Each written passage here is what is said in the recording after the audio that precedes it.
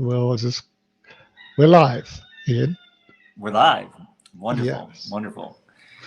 Okay. Perfect. I know Ian was speaking to the audience before I got here. I would invite him to recap and get me up to speed with his conversation so far. Well, I think we're starting from a new place here, and Okay. I'm glad to have you on. If anybody came over from there, they'll be able to follow along very easily what's going on. I always love jumping on calls like this with you and having these conversations and really thinking about who I am, how that impacts me, my family, the world, you know, and having some kind of architecture to really make sure that I'm considering things that are important to me. And one of the key things that I worked through with you was core values, and I very much adopted what you showed me, and I made some changes for my own nuance for my core values and my perspective on it. However, at large, I can adhere to your core values. And I know when I'm working with Master Nigel, I know his definition of honesty. So I got to show up as his definition of honesty. Otherwise, we're going to see some red. So, so, so armed with that knowledge, I know how to dance with Master Nigel. I know how to do the dance, and that's the case with anyone when I know what their value system is. And I'm looking out into the world most recently, and I'm like, I see this demoralization, and it seems like everybody's got different value systems, if they have them at all, or if they're even aware of them. So I'm looking at my own life and always reviewing these values, and this is something that's just been on my mind a lot just in the last week, to make sure that I'm living up to what my value system is, and to review it. So rather than doing it in private, I thought, you know what, if we can have a conversation about it and maybe talk one or two, three values, something like that. And hopefully people that are watching can share with us what some of their values are.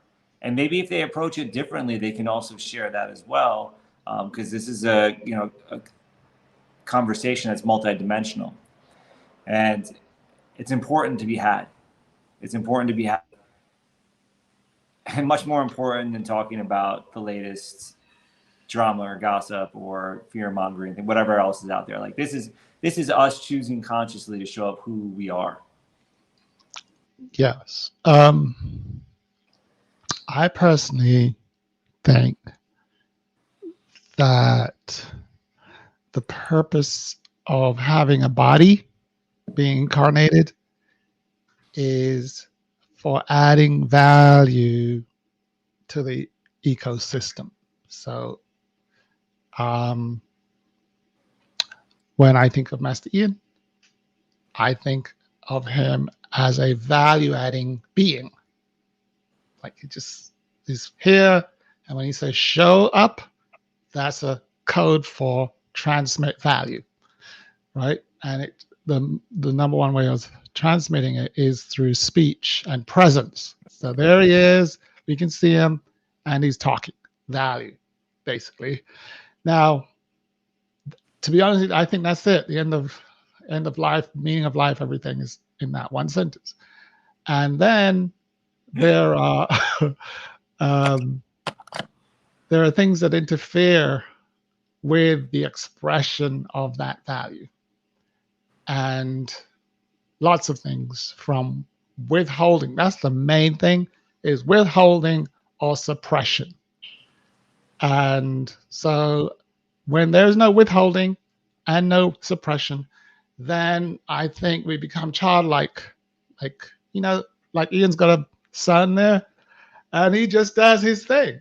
And I think that's pure innocence, purity, pure thing. And the only time he stops is if somebody in his environment says, no, you can't do that. Your sovereignty. No, I'm the boss. Yeah. So You're so right. I get it in the face constantly, because the last thing I want to do is actually take away his free will. And at the same time, sometimes it's time to leave or sometimes it's like safety issue. So those are really the only times that there's anything else. But it's really finding a way to communicate with somebody that can't even speak. So it's like throwing in my face in the most fragile, like delicate, insane way consistently. So I'm thinking about it a lot because I'm always also presenting him with core values. So right. May I introduce where core values fit into this thing? Because I think that we're actually dealing with a paradox. On the one hand, you have this being, of course. Yes, and that's why I think we need or have or request, invite, recommend core values. So on the one hand, you have this pure innocent being straight from heaven, the factory in the spiritual realm, and comes on earth and has no idea about limitations and thinks that all things are possible and I have free will and I'm expressing it. And then Ian is like, hey, you're on earth, buddy. There are boundaries, limits, agreements, all sorts of stuff. And there's a way to navigate it without getting shot or harmoniously. And that's where I think core values come in. It's like, here are some guidelines for navigating these boundaries and agreements and limitations without getting shot or shooting. That's, I think, is a way of framing this whole core value thing. And then we can say, look at some of them and how do they apply, in different scenarios, communities, governments, blah, blah, blah, blah, blah. Yeah, I mean, I would just, the only thing I would move to is I wouldn't even use the without getting shot example. Might like some people might be like, oh, I need that. I need that, right? Somebody might want to get shot? You need to get shot? I don't even think about that. Like, it's all about the harmony, because the moment that I'm thinking about that, then I might forget to stop thinking about it and start going that path. The reason why I put in the get shot part is because some of my great colleagues, MLK, Jesus Christ, Malcolm X, JFK, have been shot because their value system clashed with some other value system. And there are countries, South Africa, Nelson Mandela, Gandhi, where, hey, it wasn't shot, it was something worse. Free will taken away for about 26 years because that expression of value disagreed with the prevailing environment of the value. So I think you touched on that when we were doing our prelim about our sovereignty, I think is the word that Master gave me. Go ahead. Absolutely. I mean, absolutely. We live in a time where it literally could be challenged that free speech is being challenged right now. So we could just say applesauce, and that could be an illegal word, and they can justify it however they want to justify it by saying it's code for some other thing and make it like delete all your content, or worse, in some places worse.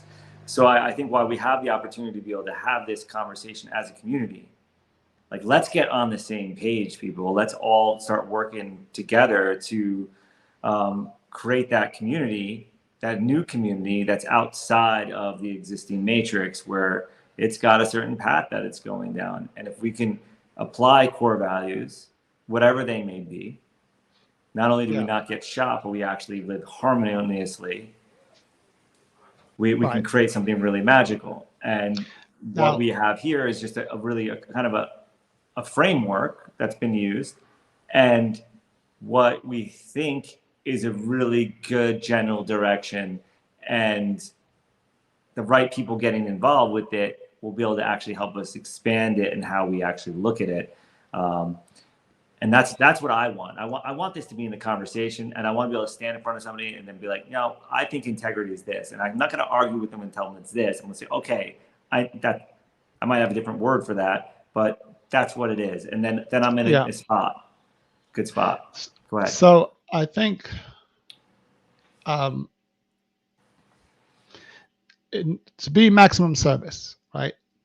Given that whoever's watching this may be Ian's community, maybe Nigel's community, maybe in some other community,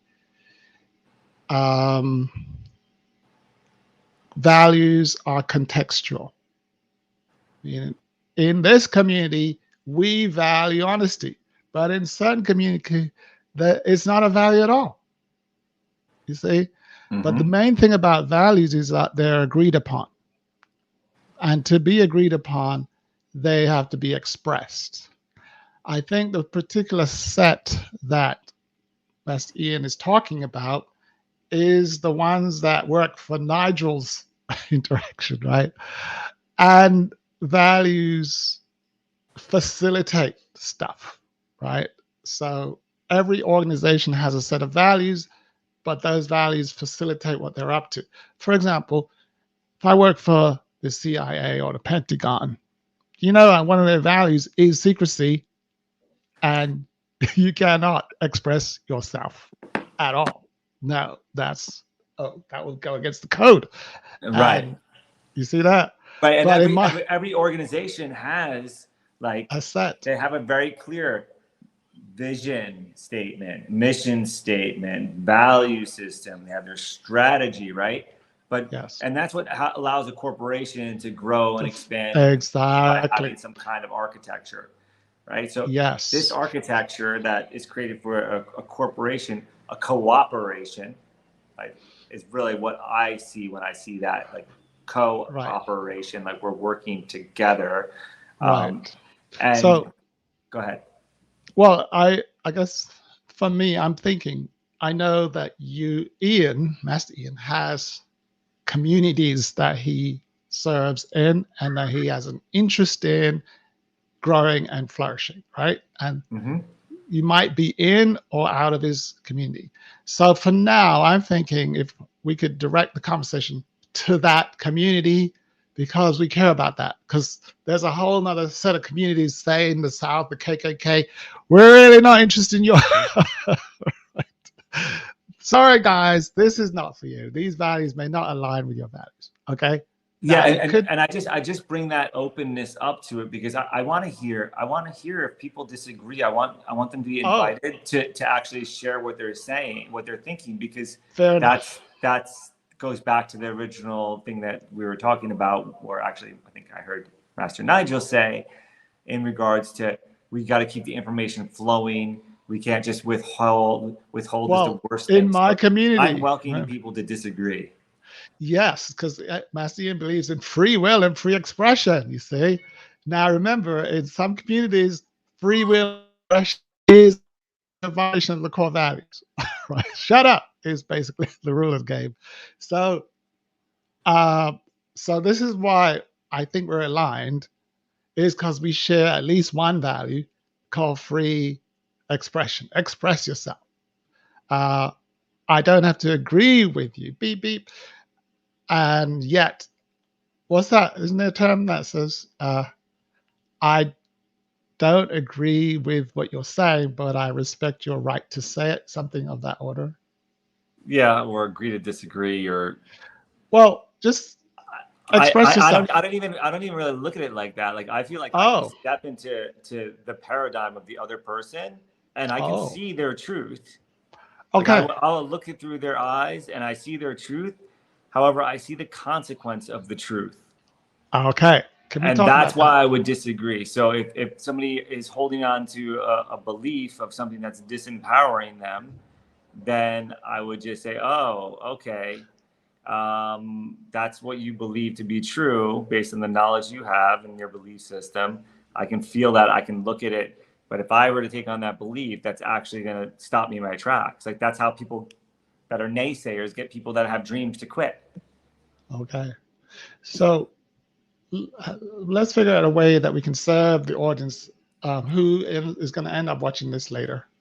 And either take one value at a time or one scenario at a time, where we can hey, this is Ian's recommended approach. This is how, I like how you said, I can see from the other person's perspective, and the consequence is, I'm going to pick one of my core values, Number Yes. one, in fact, honesty, right? And let me just share what I think I wrote. Honesty is, what's that? Exhibiting honesty is acknowledging that the truth is always known in my heart. And I think what I'm saying is that the truth is always known, it's there, and it wants to get out. And honesty is allowing it to come out.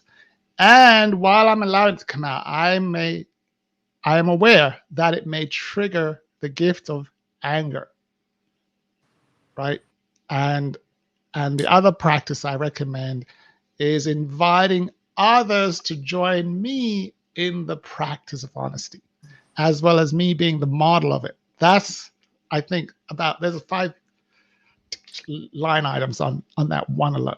So yeah. Can we just talk on that for a moment? Yes, please. Go ahead. All right. So that's one way of looking at it. And I think that when I first started working with Master Nigel here, it was a matter of facing like any big secrets, any bullshit, any things that I was not willing to like look at, right? And really, you call it dark night of the soul, or there's all kinds of names for it. Yeah. So that's one piece of it. Okay. But after going through that process and seeing the change that happens within by cleaning up that old stuff and going and talking all that getting that bullshit cleaned up and going back and making reparations or whatever it is and giving some kind of reconciliation or repentance, right? Forgiveness with repentance. That's usually all it requires. Like I confess my sin, confession. Yeah. It's out, and then it's out of me.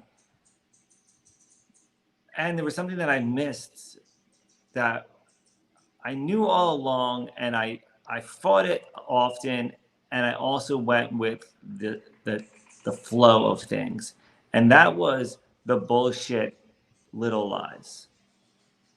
The bullshit ones that happen every single day, like, how are you doing? Good, when I'm not really good, right? Rather than, I mean, it's fine if I'm intentionally creating an affirmation to change my mindset to get myself in that space, whatever. However, I could just say, I don't want to talk about it, right? Just like, or directly, I don't have to answer every single question thrown at me. A lot of what we worked on in the beginning was my need to explain on things, right? I would say something and then I would freaking explain why it was the way it was. Like, yes. I had to be annoying to be on the other side of, trying to prove everything that I just said. Like, what the fuck?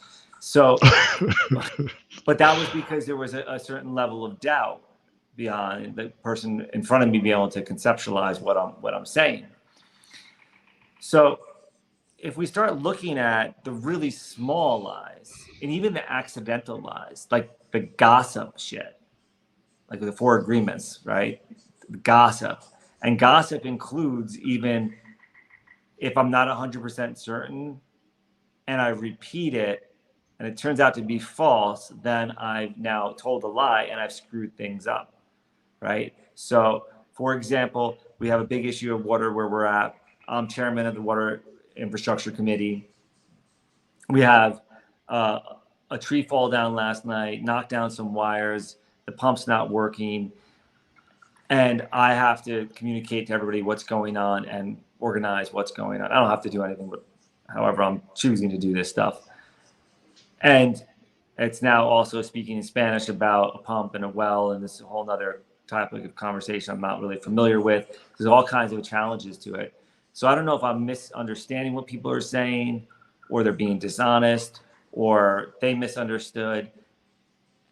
And I keep getting information about what's going on, and I'm keeping my mouth zipped until I can check and confirm every single thing. Because if I post something that's inaccurate into a group of 60 people, it's like throwing a match onto a stack of hay, and I'm going to ignite a fire.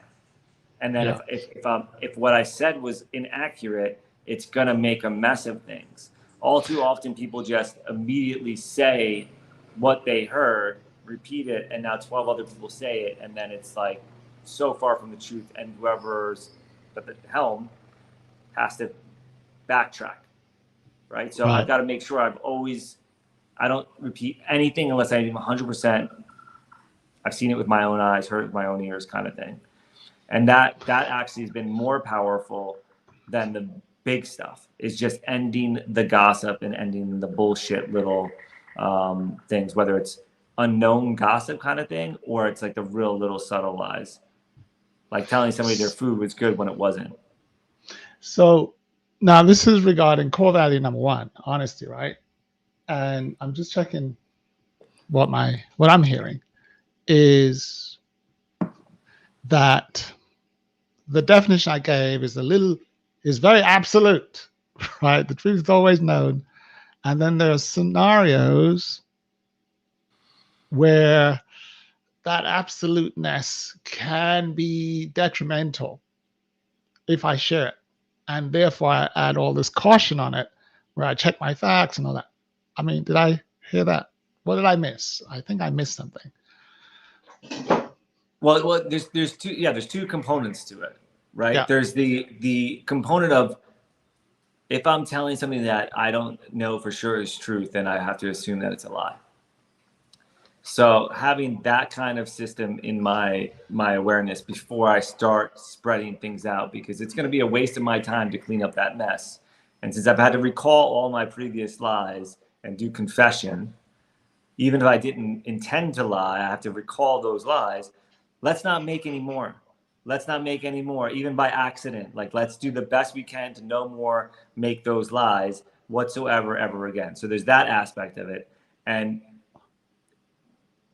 then there's it still includes let's not make any more, but the little things. Like if Emily, my girl, makes me a dinner and I can't eat it, she made this broccoli cheese soup. Yeah. And literally she had the ladle in the thing and she picked it up and the whole thing came up and it kind of lifted the pot off the ground because it was so sticky. And she's like, "You ready for dinner?" And like seriously was about to serve it. And I saw it and I just looked at her and I was like, I would not disrespect my body like that. I'm sorry, I'm not eating that. Right? Whoa. Right. Ooh, right? Like, oh, the truth hurts, right? Like, oh, it might trigger the get to anger. But like she actually was trying to eat it and she kind of put the next bite in her mouth as I said that. And she was like, at first she was like, and then she realized what she was doing and she's like, I don't want this in my body either.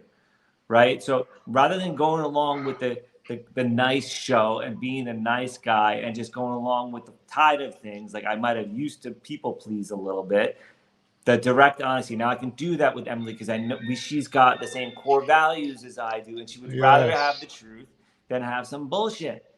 But I don't know if that's the truth for anybody watching this. If you're watching this right now, like, is that important to you? Do you want the truth, even if it's going to piss you off, or would you rather have the dance? Well, here's the thing now. This is a great point. So when I examined all of the values, I found out there's only really one that matters, and that's number one, expression of truth.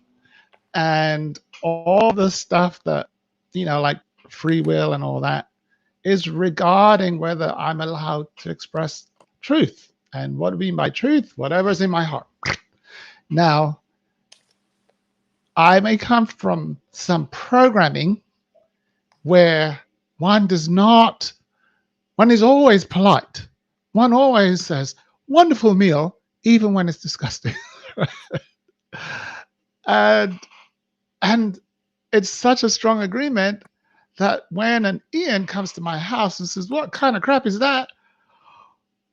Oh, total violation, right? Total. So again, is he supposed to know that coming in, that you just don't express everything like that? You need to be nice. Nice is a core value here. Don't upset the host or the server. Or is he just free will? Like, dude, do you want me to lie? This food is crap. Oh, that hurts, Ian. So then we have to deal with that. There are other core values that are added. Okay, that's what I found out. All the others are secondary to number one. So to deal with that, first of all, I I think it's number 7 or somewhere on my list, forgiveness. Or no, recovery. Recovery. Meaning I am going to screw up. I am going to say the wrong thing. And I have a core values, mandatory, that when I mess up, I must recover. It's the law. It says I must recover. So I said, oops, dear Emily, I messed up. Confession again. Please forgive my protocol. I violated the royal household. One does not express one's disapproval in that manner. One always compliments and then da da da da. Right? There's a protocol at this level. So it's called recovery. May I be forgiven because I forgive myself and start again. The food so it's interesting to come to that. Yes. Because that the response from her was, we need to make a video about this, like how horrible this is. Like, so she actually got out her phone and made a video. There wasn't even like this, like she made the, she went into the acting, the scene acting, right? So what happens with this when there's a core value of honesty, right? And everything's truthful, things tend to be like very harmonious. Yes. And in this experience, drama is kind of exciting. So what ends up happening is a playfulness, which is one of my core values, is playfulness, right? Or maybe it's a spirit that I'm in, right? Yes. Is now we can actually pretend to, she could pretend to be upset for a minute, and then she realized like, whoa, this is actually really bad. Like, this is just a bunch of cheese, and I don't even know why I did that. I don't know how I'm going to digest this either. There was no need to do the recovery. The recovery is definitely something that's great to have. And when I have really good recovery, yes, in those events that do cause a disharmony or a trigger, or whatever, however you want to call it, disturbance in the force, then what ends up actually happening is then I don't need to use it all the time, because the person already knows that I'm like, we're playing roles, and they don't have to get as triggered, that they've now experienced this as a game. So even when it stings a little bit, they remember that there's a game. And the other piece of it is another core value that I just want to bring to the forefront, which is generosity. Yes. So when I'm always being generous and people know me as this generous person, then when my honesty is delivered, it can be delivered in a way that's generous. So with Emily, I know I can be playful and be generous with this. And we have like this, because she does the same stuff to me all the time. And it's part of the game to keep things are kind of bouncing around, the masculine, feminine, push-pull kind of energy. And it's how we talk dirty to each other, I guess. Dirty. So with the generosity and the responsiveness, we can have this kind of conversation. Now, if I'm with somebody else that can't handle this, then I don't know where Nigel went. There he is. If somebody else, if I know the protocol in the household is like, actually, you've got to be more like Teflon, than the protocol is to be smooth, right? Rather than blunt. And maybe that's more important than honesty to someone. Well, here's the thing. Then I know to be smooth.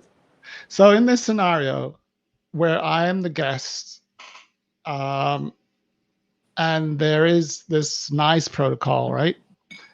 It would be helpful if the core values were announced before I arrive. See that?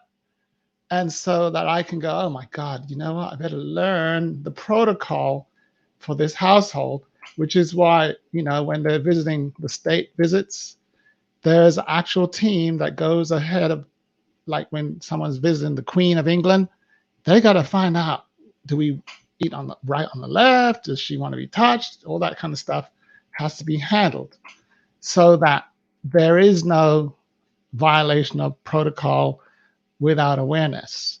The thing that I heard Mr. Ian say, can you hear me still? I can hear you, yeah. I just was checking the comments there.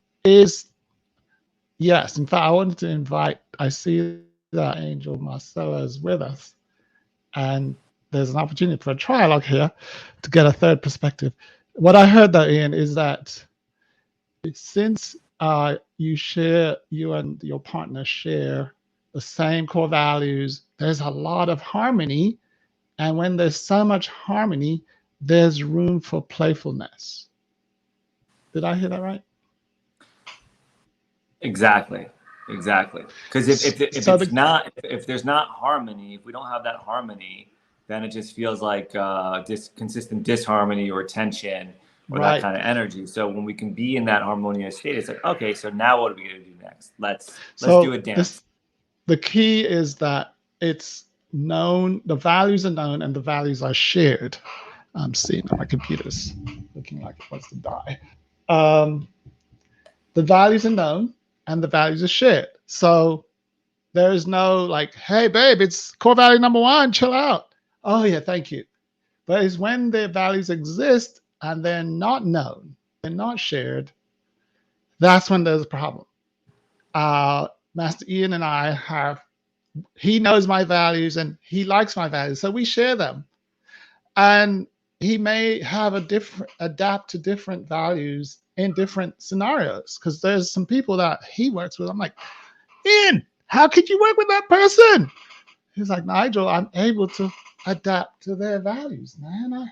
I'm a multi guy. You are narrow in your bandwidth, Nigel. So that's the gift that Ian has. He can appreciate different values from different cultures. Therefore, he has more options, more options to express his free will. The main thing, though, is when I'm going into a new community, culture, wherever it is, learn their values. Ask for their values. What do you guys value? How do you want to be greeted? What is the protocol for that? Is when I am ignorant about their values or express no interest in their values, then I'm considered to be rude. I found that cultures will forgive me if I make a mistake and ask, "Is did do you guys do it differently?" You know, if there's at least some curiosity around the values, there has to be some. You don't have to know them, but you at least need to be curious. Any thoughts there, Master Ian? Yeah, well, I think, it's interesting to even just come to the idea of core values. As you were saying that, I was thinking about, like, I think one of the things I heard was, what do people value in a culture? And Yes. hearing it like that, rather than paired with this word of core values, Mm. that's an important question. What I think a lot of people think their core value, like they think about what they value in society, and a lot of people out there are valuing money and material type items, and I don't think that's a bad thing whatsoever. I think people can absolutely value that this is a material and spiritual experience, and whatever it is that somebody gives value to is great. I also think that there's a big wave of individuals Hmm. that value intimacy over everything. They Yes. want the truth. They want to have real conversations, and honesty is one of their core values, whether they're aware of it or not. And they're seeking Yes. to figure out how to do it, how to be more honest, how to clean up their stuff, how to going through the same path that I went through previously. And then there's people that are, of course, ahead of me on the game, right? That hopefully they're on here as well. Um, the idea, though, that I think we're trying to represent here is to say, this is the value system that we're carrying forward, and we carry it forward, or I'm going to say, speak for myself, I carry it forward within me, because this is what I would share with my son, that I think that if society were to behave this way and carry these values as a cooperative effort, it wouldn't even be effortless, but to be pointed in the same or similar direction, and have a scale of individuals that are actually practicing honesty as their number one core value, or somewhere very high up there on the scale. We know that honesty is going to be there. Like, we've gotten this far with probably like 90% dishonesty. So if we can get that to like 80% honesty, like, I might do more grace or more forgiveness more quickly than some other people that hold more strongly to that number one core value. At the end of the day, though, like, we've got to come up with this, and we've got to have some kind of way of sharing this in our communication with each other, whatever it is, and grow this. Can you still hear me?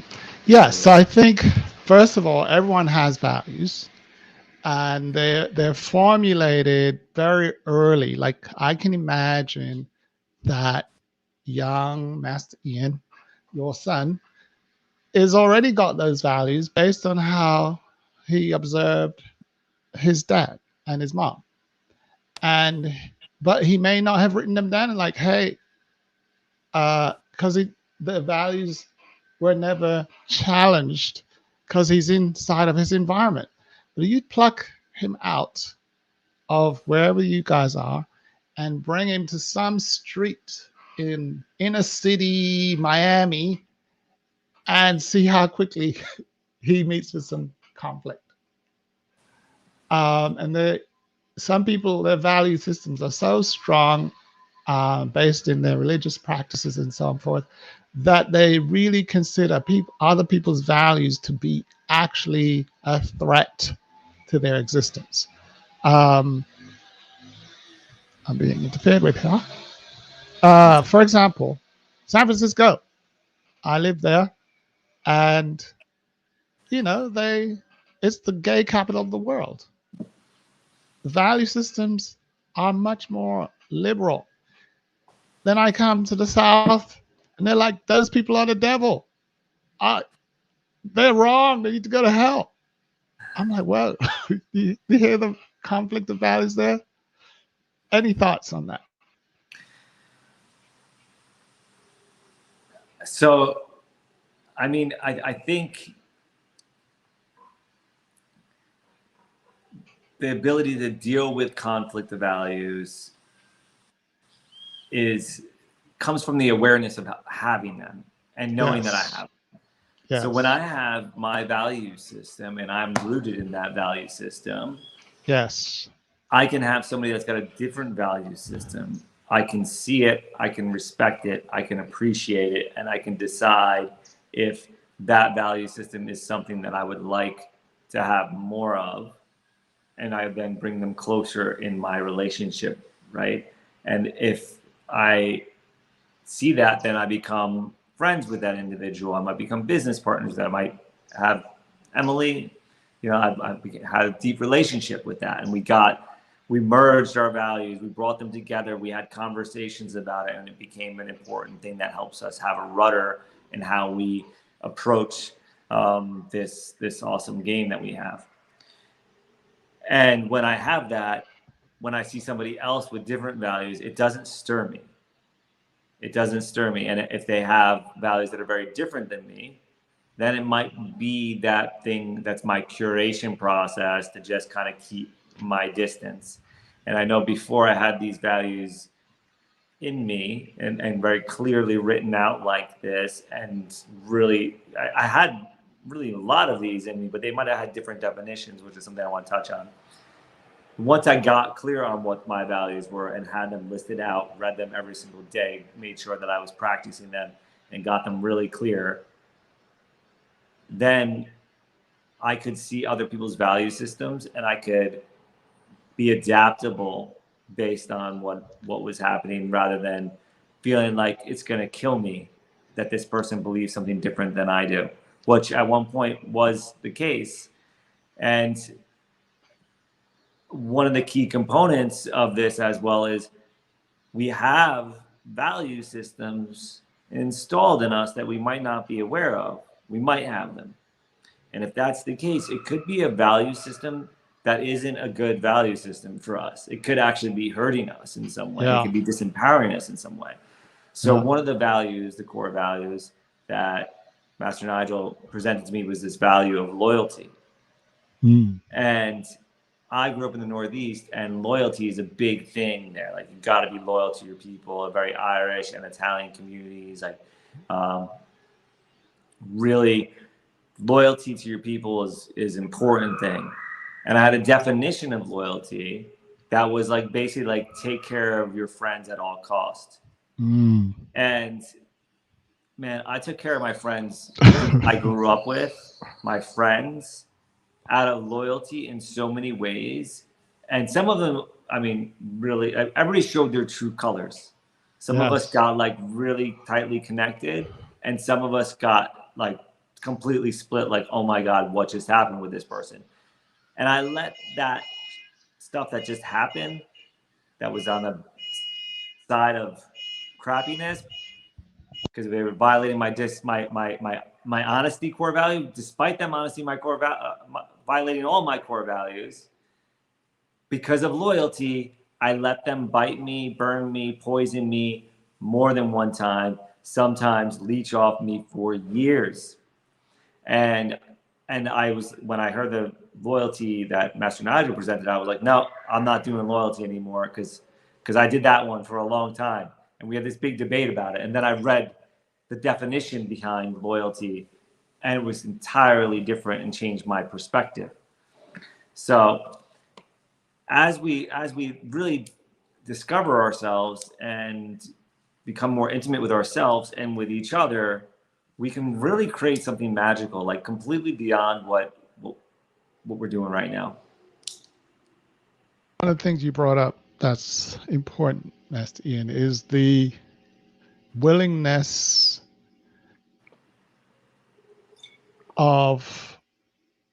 for re-examining my values.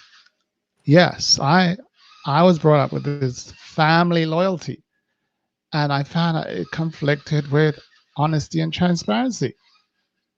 I'm like, whoa, in fact, that I'm glad you brought that specific value up, because a lot of my community, I call them change angels, loyalty is very strong. They can be in a marriage, a relationship that's harmful for them, but because of loyalty, they'll never leave. And so I said to myself, it's probably a good idea to prioritize values, that there are certain values that precede other values. So the value that I found to be the number one, highest, most important is honesty. And then loyalty sort of comes way down the list. Second was, I think when I was working Master Ian, it was integrity is higher than loyalty. So if I have to choose between loyalty and integrity, integrity is going to win. Then what else? Precision. Oh, you know what? I'm finding that precision is higher than loyalty. So I have loyalty, but it's subject to honesty, integrity, precision, awareness, all these things. I'll be loyalty if all those things are in place. So my core values are conditional and hierarchical. That's how I manage to deal with. So I will be loyal to you, provided you're an honest person, you have integrity, you live with precision, and these other values that precede it. Any thoughts about that, Master Ian? Because I think that's my perspective on it. But again, most people are like, no, you should just be loyalty. Like in politics, you're just loyal to your party despite their dishonesty. I think, I mean, you just saying that right there, like that's so key right there. Like what kind of happens, almost something happens before I can have these core values that I need to have and actually recognize. And that is that I'm responsible for my own life. Like nobody else is coming to save me. The government is not going to lead me to greener pastures. There's no savior coming to just jump down and pop me on the head and right? So all of a sudden now I'm right. So and maybe that happens. Maybe I'm wrong about that. And then it'll be a nice surprise.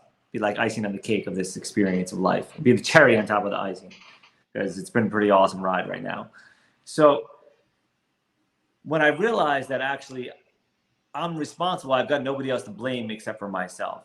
And what am I responsible to do is I'm responsible to make better decisions consistently throughout my life. And not even decisions, I might say, is actually better choices throughout my life. So what's going to guide me on making good choices? Well, one of those things is having a clear set of core values. Because now I can have like on-off switches, almost like they were railroad tracks, right? Like you come on railroad tracks, and if somebody, you can go two ways, you come to a Y, and if somebody lies, then you go right. If somebody tells you the truth, you go left. right? And having this awareness around it. And I know we're spending so much time around the honesty one. However, it's so incredibly important that this is a foundational. It's like the one becomes the all. Like honesty is truth. Truth is one. Yes. Truth is the love. Truth is the light on so many levels. So this, if we were to overlay this with the laws of the universe, the first law is the law of divine oneness, right? And that law of divine oneness is the law of divine truth. It is the truth that is the isness, that is that existence or awareness or whatever you want, like all. So making sure we are clear there, we can actually communicate more effectively. And if we don't do that, then all we're doing is making messes in our lives. Yes.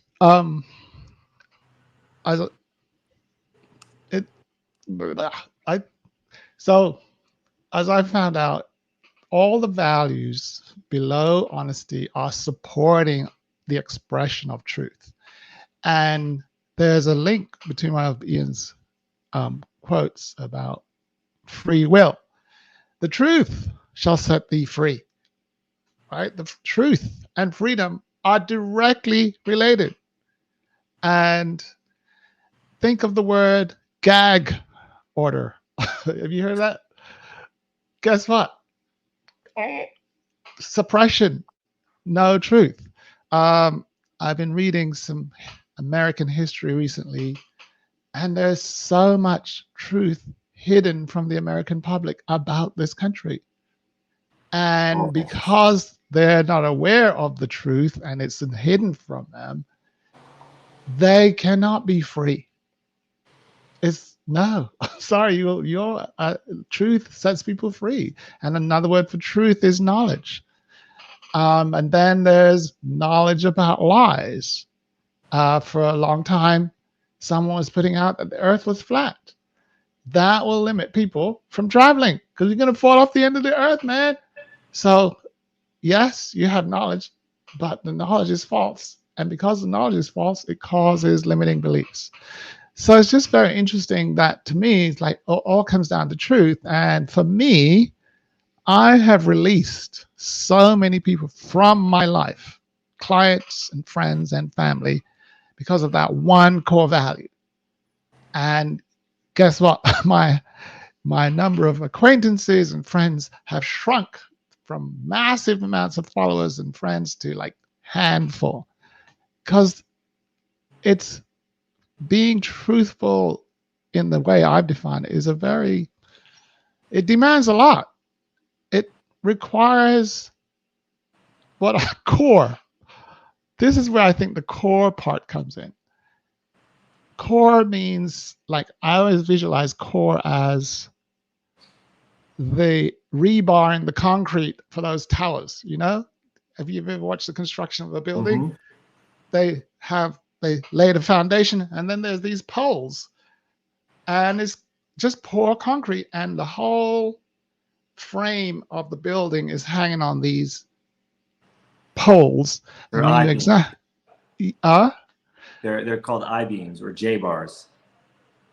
Those are the ones that the steel. They put them inside the concrete to put the. Yes, but they're actually steel, twisted steel. They're called rebar. Okay, there's that rebar as well. Okay. Yeah, so those are for I'm talking about the columns, you know, that goes all the way to the top. Inside those columns is steel and concrete, and the core of the concrete is the rebar, and that's why the building doesn't fall over, because concrete is not very flexible, but rebar is. And so anyway, I think of the rebar as the core, and the value is the concrete around it. But the core, man, has to be strong. So in other words, to hold strong to one's value, one has to build up one's core strength. So I think there's core and there's values. There's a value, and then I'm adding rebar to it, meaning I'm not going to flex on it. I'm sorry. And I think I tell my clients that your core, when the core goes, you fall out the sky. Literally, if you lose your core, your strength goes. So if you add core to your values, add core to the values, that's when you become this character. Nigel is hardcore, they say. He is not flexible. No, I'm sorry, not on honesty. And there's not a lot of room to maneuver. Now, what I found out is if I have a lot of tolerance on it, well, a little lie here and there, it's not gonna hurt anybody, Nigel. Then I have more of that. My building leans a lot more because, and sometimes you need a lot of flexibility. So again, I'm just adding another dimension to this core. And the main value that I've found is honesty and truth. It goes through every human dimension. And the question is, how strong is the core? How flexible is the rebar? Do you have a lot of room? A lot, like, hey man, I can withhold a lie for a while. I can cheat on my partner. I can take this much out of the accounts and no one would notice. Hey, it's not a big deal. Nigel, chill out. Or, am I narrow, rigid? How? Go ahead, Ian. Yeah, I mean, I think that illustration is really, really great, and just thinking about that flexibility and how far can I deviate from the truth. And I actually have a really interesting diagram that maybe we'll bring up next time, which shows based on frequency how much truth I'm actually able to observe. So as I raise my vibe or create more awareness around things, I'm actually able to perceive the truth more accurately. And it's very easy to see why this is with the higher vibration. So those voting with the party out of loyalty, not caring that they were dishonest, or not even noticing that there was dishonesty, or ignoring the dishonesty, is a lower vibration than someone that actually is like, oh my gosh, I see the truth, I've seen the light. And then once they've seen that light, then something usually takes shape differently. So I think that's a path that I'm excited to bring people down. And I'm inviting people, like, if you want to be part of this and share your core values and go deep with the core values, like, just message one of us. We're going to do more of these. I want to get into every one of the core values. That's not for tonight. We've been on for an hour. I got a baby I want to go hang out with. So, I just want to leave it at that. And thank you so much, Nigel, for making the time today. And let's plan on doing this again this week or early next week.